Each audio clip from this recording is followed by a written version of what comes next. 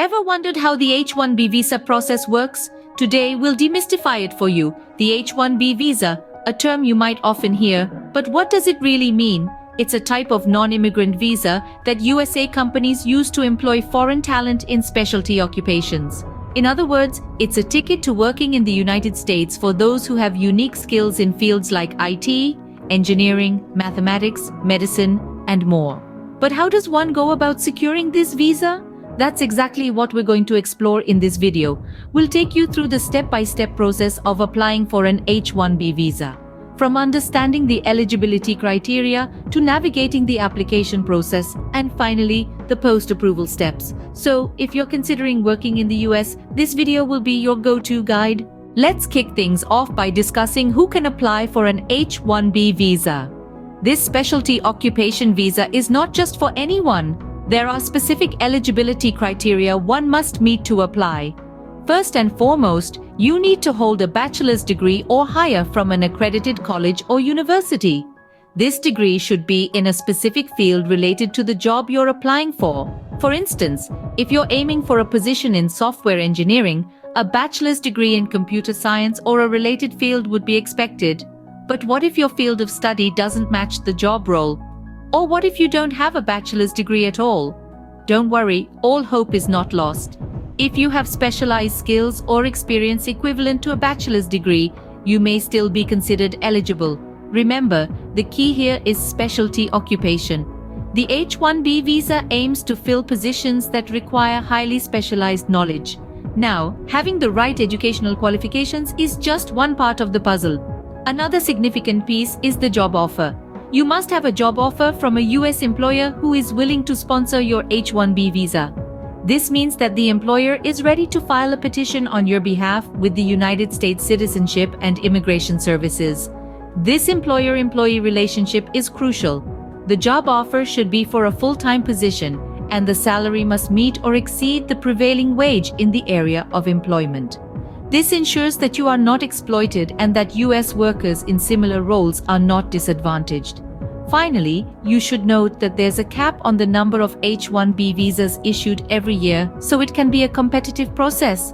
However, certain employers like universities and non-profit research organizations are exempt from this cap. So, in summary, to be eligible for an H1B visa, you should have a bachelor's degree or higher, or equivalent experience in a specialized field. You must also have a job offer from a US employer willing to sponsor your visa. Once you're sure you meet these criteria, you can start your application process. The next step is to understand the application process itself. So let's dive right in. The initial phase of the H1B visa application process involves your employer. Yes, that's right. Your potential employer plays a crucial role in getting this process underway. The employer is responsible for filing a labor condition application, or LCA, with the Department of Labor. Now you might be wondering why. The LCA is a critical document that serves a significant purpose. It's not just a formality or a piece of paper. It's a promise, a commitment of sorts, made by your employer. Through the LCA, your employer is stating that they will pay you, the potential H1B visa holder, a wage that is equal to or higher than the prevailing wage for the job in the specific area of employment. They are also affirming that employing you will not adversely affect the working conditions of others in similar roles. This is essentially to ensure that American workers are not being undercut or disadvantaged. The LCA also assures that there is no strike, lockout, or work stoppage in the said job at the workplace. This is an essential step as it safeguards the rights of both American workers and potential H1B visa holders. The Department of Labor then reviews the LCA. This review process is meticulous and thorough, ensuring all conditions are met and that the employer is indeed offering a fair deal.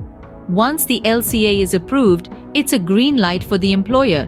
But remember, the approval of the LCA is not the finish line. It's just the first hurdle cleared, the first step towards your journey to working in the United States on an H1B visa. It's important to remember that every step, every document, and every process in this journey is crucial. Each one takes you closer to your goal of working in the United States. After the LCA is approved, the employer can take the next step, but we will explore that in the next part of this video, so stay tuned. Now, let's delve into the second part of the application process. The H-1B visa process is a collaborative effort between you and your employer. One of the major tasks that falls on your employer's shoulders is filing Form 129, also known as the Petition for a Non-Immigrant Worker. This is a vital document that your employer must submit to the United States Citizenship and Immigration Services, or USCIS for short. When your employer is filling out the form, it's crucial for them to provide accurate details about the job offer, your qualifications, and how you, as a specialized worker, will benefit the company. Any inaccuracies or omissions in this form can lead to delays or even rejection of the petition. Now let's talk about timing. The H-1B visa has a cap, which means there are only a certain number of visas available each year. To be precise, there are 65,000 visas for applicants with a bachelor's degree and an additional 20,000 for those with a master's degree or higher. Because of this cap, the application process is highly competitive and timing is of the essence. The filing period for the H-1B visa starts on the first business day of April each year. It's recommended that your employer file the Form I-129 as soon as possible within this window. Why, you ask? Well, that's because if the number of applications exceeds the cap within the first 5 business days, USCIS uses a random selection process, often referred to as the lottery, to determine which petitions will be processed. So what happens if your petition is selected in the lottery? Good news. The USCIS will then review the petition.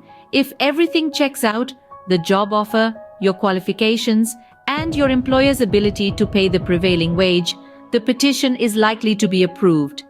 If the petition is selected in the lottery and approved, the final step is in your court. And we'll be discussing that in our next segment, so stay tuned. Finally, the ball is in your court to take the last steps. You've put in the groundwork, met the eligibility criteria, and have completed the application process. Now, it's time to take on a crucial role in this journey, the visa interview.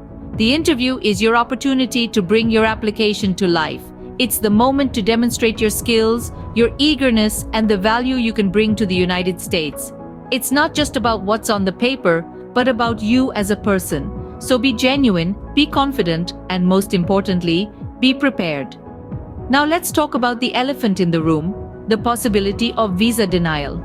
It's a reality that some face, and it's important to be aware of this. If your visa is denied, it's not the end of the road. You can appeal the decision, providing additional documentation or clarification that supports your case. Alternatively, you can reapply in the next application cycle. Remember, a denial is not a full stop. It's just a comma in your journey towards achieving your dreams. Once you clear the interview, the visa issuance process begins. It's a waiting game, but remember, patience is a virtue. The consular office will process your visa, and once it's ready, you'll receive a packet. Do not open this packet, it's for the US immigration officials. In summary, the final steps involve you taking charge, preparing for the visa interview, and waiting patiently for the visa issuance. In case of denial, remember that you have options to appeal or reapply. It's a journey that requires preparation, patience, and perseverance. But remember, the goal is worth it, to be able to work, grow, and contribute in a land full of opportunities, the United States of America. And there you have it, the step-by-step process of applying for an H-1B visa. Let's quickly recap what we've learned today. We've taken a comprehensive journey through the H-1B visa process, starting with the eligibility criteria. Remember, you need to meet specific educational or professional qualifications to be eligible. We then dived into the application process, which is a 2-part endeavor. Part 1 involves the employer filing a labor condition application and, upon approval, submitting a petition for a non-immigrant worker. Part 2 is where you come in, filling out the DS-160 form and scheduling an interview at the US Embassy or Consulate. Finally, we discussed the final steps, including attending the visa interview and waiting for the processing to be completed. It's crucial to stay patient and organized throughout this process. Remember, the H-1B visa process may seem daunting, but with the right preparation and understanding, it can be a smooth journey. Good luck.